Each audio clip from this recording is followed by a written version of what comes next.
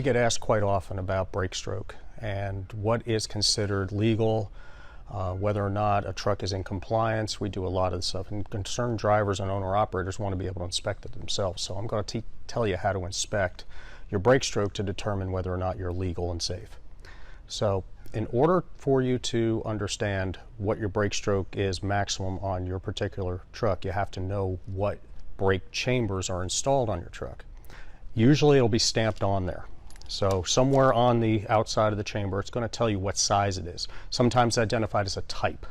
So if it says type 30 or type 3030, then that's the size chamber that you have installed on your truck. Now, not all trucks are going to have the same size chambers on them. 30 is the most common. The 30 itself refers to the size of the diaphragm that's inside the chamber, 30 square inches. So this particular one here is a dual action chamber. So this one has the parking brakes in it.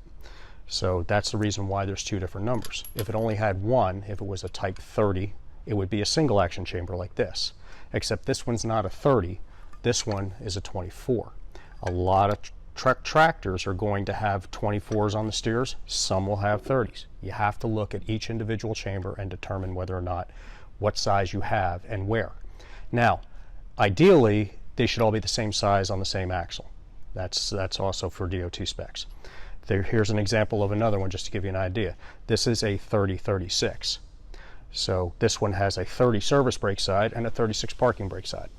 So again, the chamber sizes or the diaphragm size is different. Then you have to determine the actual stroke of that particular chamber. So there's a standard stroke and then there's a long stroke in most cases. So the standard stroke is going to usually not have any other markings on it other than the type. It might say something like 2.5-inch stroke. But that doesn't mean that that's what's legal for this particular chamber. So again, you want to look at the side, also look at your ports. If they're round, you want to assume that that's going to be a standard stroke, unless it says somewhere else on there that it's a long stroke. Usually long strokes are going to have square ports, but that doesn't always identify it.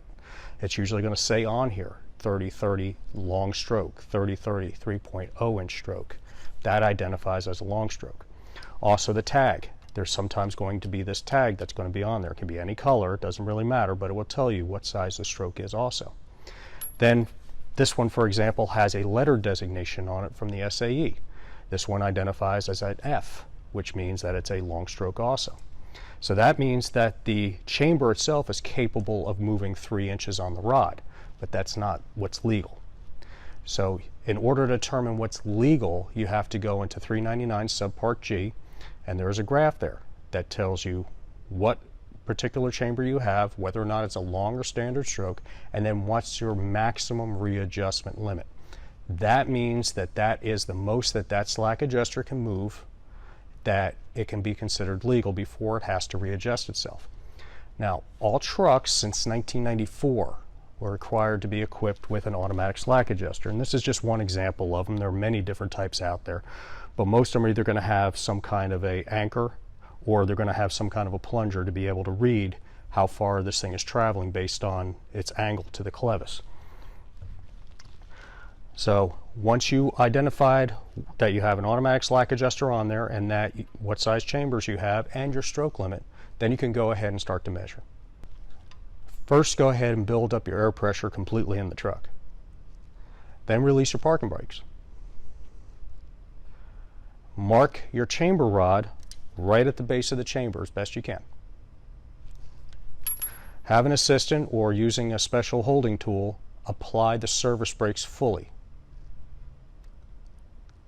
Then go ahead and take a tape measure and measure from the base of the chamber to your line. Now that measurement should be under your maximum readjustment limit. As long as that's the case, you're now legal. As long as they're within about a ½ an inch of the other brakes, they're all in balance. That's a properly working brake system. Now, what happens if you find one not in adjustment? Well, again, that doesn't mean go ahead and readjust the brakes. That's acceptable to do as long as you're going someplace to get it repaired or you're just trying to get off the road or something like that. The act of readjusting an out of adjustment brake is not going to fix it. All right, that's just going to go ahead and make it legal for right then and there. So the brake has to be inspected and it has to be fixed. Sometimes a bad slack adjuster with a broken cog in it or something like that. Other times it can be missing rollers, frozen clevis pins. There's probably 30 different things that can be in the foundation brakes that can prevent it from adjusting. The important thing is you have to get to the root of the problem. So is all this pretty confusing? Yeah, it can be. We have technicians at our maintenance that can go ahead and inspect your brakes, check and make sure they're legal and safe, and do any necessary repairs needed in order to make sure that it stays legal and stays safe. So visit us on the web, www.irontruck.com, for locations and directions. We have new locations coming online all the time.